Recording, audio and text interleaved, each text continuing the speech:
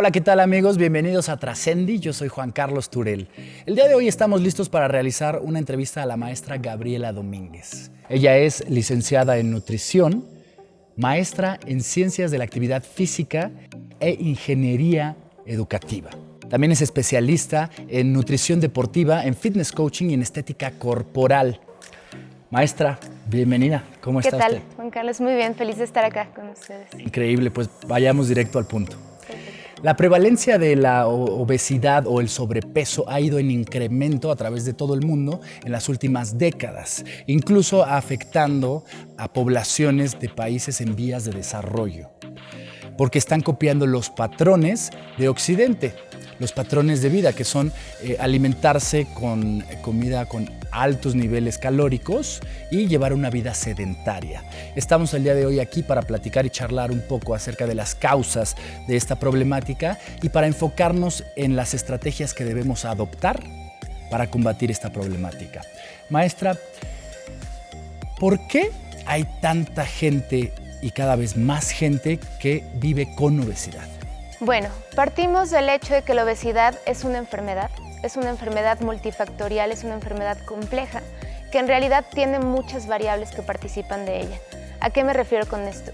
Por mucho tiempo, la obesidad se ha tratado como algo individual, el resultado básicamente de malas elecciones alimentarias, el resultado de comer alimentos altamente calóricos y movernos poco. Pero en realidad, si observamos a la obesidad como un proceso, nos damos cuenta de que hay aquí factores económicos, sociales, familiares, psicológicos, emocionales e incluso a nivel global nos encontramos con este tema de globalización, de economía, de mercado, que finalmente genera algo que se denomina un ambiente obesogénico. Un ambiente obesogénico es básicamente aquel que pone todas las condiciones para que este problema se dé. Por lo tanto, hablamos aquí de muchas causas y básicamente no de un tema individual, sino más bien general. Es un panorama amplio que debemos tomar en cuenta. The big picture, ¿no? Así Toda es. la fotografía entera, porque hay muchos factores que ayudan o influyen para que esto suceda.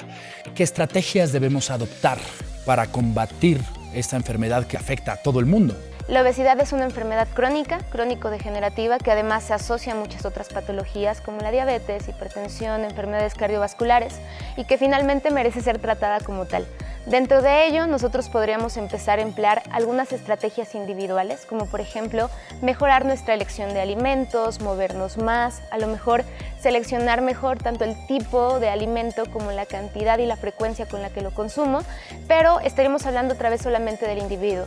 Hablamos de su familia, de su entorno, de la familia, de la escuela, del trabajo, incluso de cómo descansa, cómo duerme, cómo se mueve, pero hablaríamos también de todo un entorno. Aquí tendremos que revisar otra vez políticas gubernamentales, por ejemplo, tendremos que ver cómo se venden los alimentos, a qué tengo acceso, qué tipo de alimentos tengo acceso y finalmente también cómo se llevan a cabo las campañas de marketing y publicidad, que es algo que finalmente acaba impactando en la elección que toma el individuo. Por lo tanto, hablamos básicamente de medidas, sí, un poco a nivel individual, pero también de todo este trasfondo que debería modificarse para empezar a disminuir esta problemática. Por supuesto, y ahora existe esta campaña de etiquetados claros, ¿no? Exacto. Que debemos tener muy en cuenta, que de nada sirve tener etiquetados claros si nosotros como población no hacemos consciente para qué son esos etiquetados. Por supuesto. ¿No? Por otro lado, ¿qué es más problemático? ¿Los alimentos procesados altamente calóricos o el sedentarismo y la inactividad física de la población? Bueno, finalmente son elementos que van de la mano, ambos son partes de lo que conocemos como estilo de vida y que finalmente no podremos separarlos como causa de la obesidad. Hoy en día puedo decirte que un cuerpo que no se mueve es un cuerpo que finalmente enferma.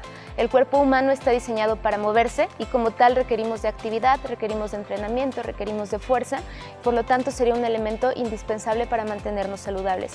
Si yo solamente me enfoco en comer bien, en comer alimentos saludables, pero no tengo actividad, no puedo considerarme una persona sana, porque esto me va a afectar incluso a nivel metabólico y finalmente fisiológico. Por lo tanto, el movimiento, ni siquiera lo digamos como estar metido en un gimnasio, la actividad física, el deporte, van a contribuir enormemente a mejorar mi salud. Los gobiernos de algunos países como México y Estados Unidos han optado por gravar económicamente estos alimentos que ellos denominan como comida chatarra. ¿Eso es una medida eficaz?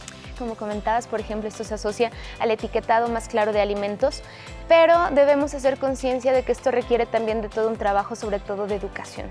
¿A qué me refiero? Si la persona a lo mejor percibe este tipo de medidas, pero no sabe de dónde vienen, mucha gente suele decir, bueno, es que sí, el refresco es más caro, pero es porque todo está más caro. Entonces, en realidad, no llega este mensaje de que son alimentos que deberían moderarse. Por lo tanto, acompañar a lo mejor una de estas campañas o una de estas estrategias con educación nutricional y con verdaderamente hacerle ver a la gente el por qué debería disminuir su consumo de esos alimentos, podría ayudar enormemente a mejorar el panorama. Por aquí nada más un dato, Juan Carlos, tenemos que básicamente el 53% de las calorías que consume un mexicano provienen de alimentos altamente procesados y por lo tanto de alimentos ricos en azúcares, en grasas, etc. Por lo tanto, esta medida pues, puede ser una herramienta de ayuda pues, bastante importante en este panorama. Pues es fuerte, ¿no? ¿Cómo vas a etiquetar a las papas fritas o a las gorditas de chicharrón, ¿no? O sea, ¿cómo juegas con eso como sociedad? Claro. Finalmente, también en la población observamos una modificación en el consumo de alimentos y eso es un hecho. También hemos sido muy influenciados por el consumo de alimentos de nuestro vecino del norte. Por lo tanto, alimentos chatarra, por así decirlo, altamente procesados, altos en azúcares, altos en grasas, pues han también invadido y permeado básicamente nuestras costumbres.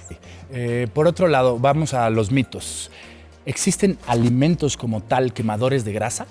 Hay que entender al alimento básicamente como un estuche o un vehículo de nutrientes. Es decir, un alimento a mí me va a aportar carbohidratos, lípidos, proteínas, vitaminas, minerales, pero no cumple una función en particular en el cuerpo. Es decir, en este caso, podríamos decir incluso que no hay alimentos buenos o malos por sí mismos, ¿vale? Depende de muchos factores, del estilo de vida de la persona, de sus preferencias, costumbres, hábitos y finalmente del requerimiento energético que tenga. Pero esto de hablar de un alimento como un quemador o como algo que va a acelerar tu pérdida de peso, en realidad no existe. Por supuesto, hay alimentos más convenientes que otros, más nutritivos, por así decirlo, que otros, pero con esta función en particular no hay. ¿Qué opinas tú, Gaby, del health coaching? A mí me parece una herramienta dentro de todo el proceso.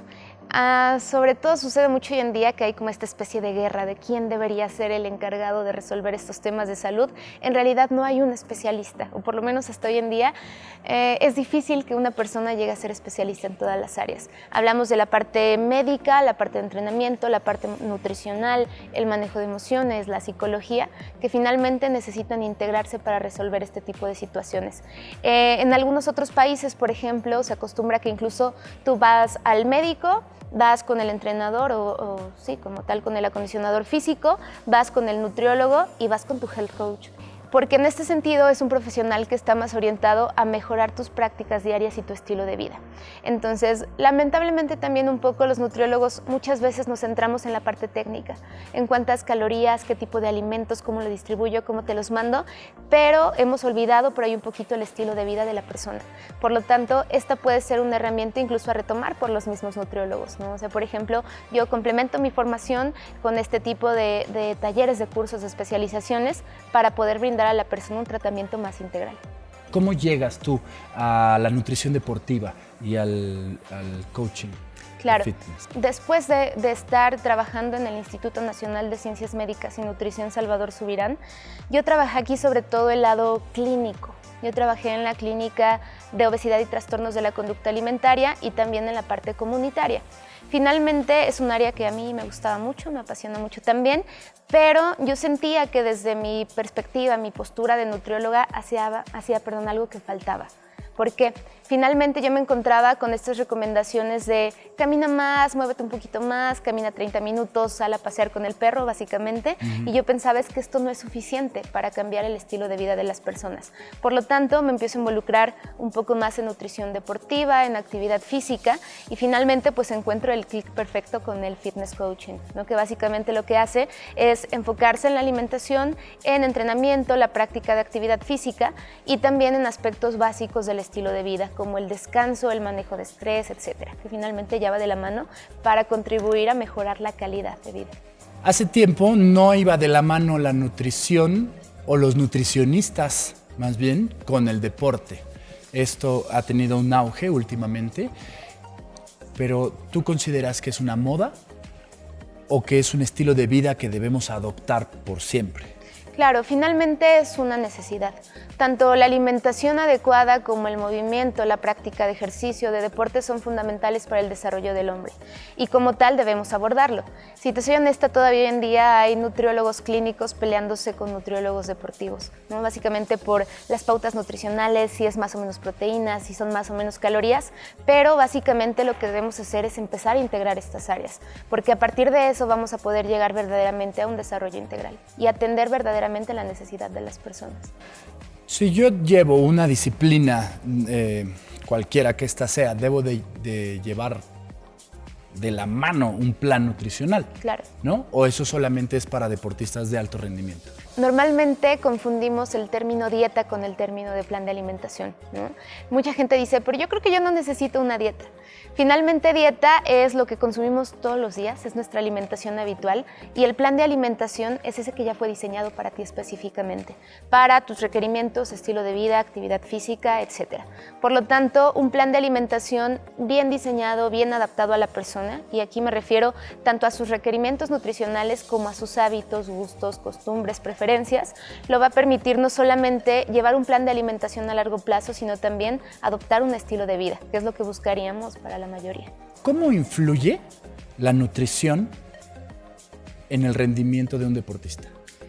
Bueno, enormemente. Finalmente, en ese sentido, la nutrición va a ser quien me otorgue, quien me brinde prácticamente todo el material para desempeñarme adecuadamente y en ese sentido puede ser ese factor diferencial para alcanzar el éxito. Estamos hablando básicamente de que el plan de alimentación puede ser ese factor diferencial.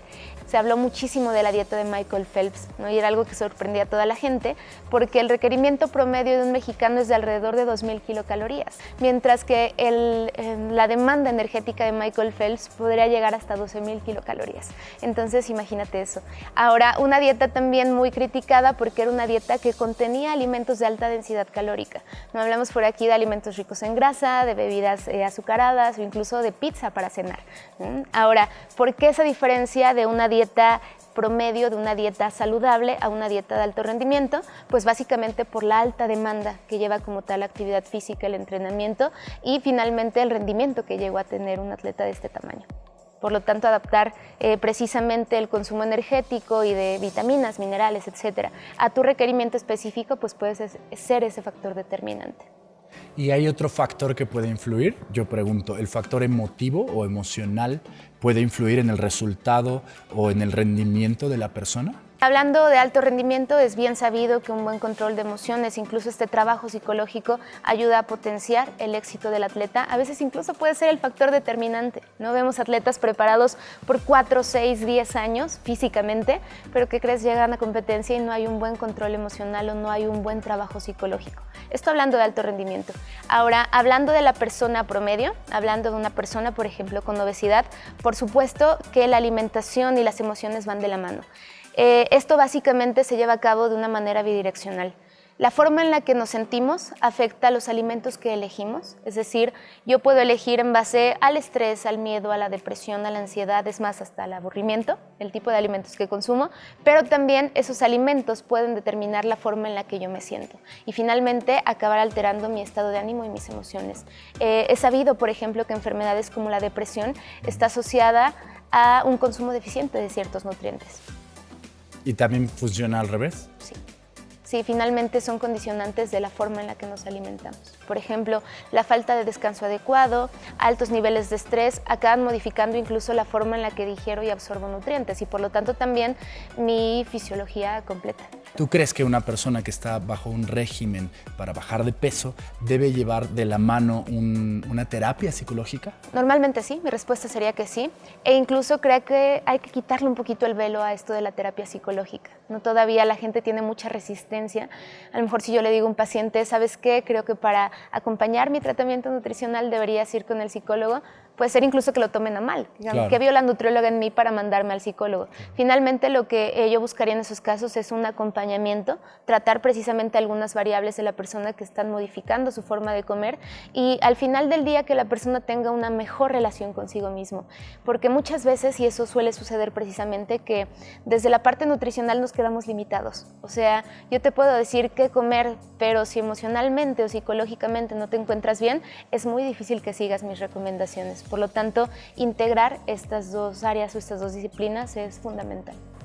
Que creo que es básico y es algo que debemos de entender. Decías, quitar el velo de esta cuestión de voy al psicólogo porque estoy loco. No, voy al psicólogo y voy a mi health coach y voy a mi nutriólogo porque estoy buscando una mejor calidad de vida, porque estoy buscando ser íntegro en todas las partes de mi vida y en todos los aspectos, que creo que es también muy importante. Por otro lado, ¿qué opinas de las nuevas corrientes o que han tomado mucho auge, como la cetogenia o la dieta keto o la dieta paleo o el ayuno intermitente?